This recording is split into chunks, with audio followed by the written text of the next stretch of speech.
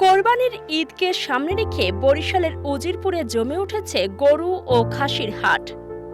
সকাল থেকেই উপজেলার বিভিন্ন পশুর হাটে দেখা গেছে ক্রেতা ও বিক্রেতাদের উপচে পড়া ভিড়।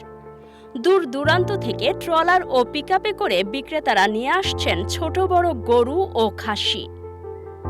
দেশি বিদেশি বিভিন্ন জাতের পশুতে জমে উঠেছে বেচাকেনা। কেউ খুঁজছেন পরিবারের সামর্থ্যের মধ্যে সেরা পশু, আবার কেউ চাইছেন বড় আকৃতির নজরকাড়া গরু। পছন্দের পশু কিনতে ক্রেতারা করছেন দীর্ঘ সময় ধরে দরদাম।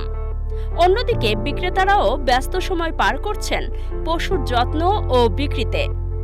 ক্রেতাদের অনেকেই বলছেন অন্যান্য বছরের তুলনায় এবার গরু ও খাসির দাম কিছুটা বেশি। তারপরও ঈদকে সামনে রেখে প্রতিদিনই বাড়ছে মানুষের উপস্থিতি। বিক্রেতাদের আশা শেষ মুহূর্তে আরও জমে উঠবে বেচাকেনা এবং ভালো দাম পাওয়া যাবে। সব মিলিয়ে কোরবানির আমেজে মুখর হয়ে উঠেছে বরিশালের উজিরপুরের পশুর হাট।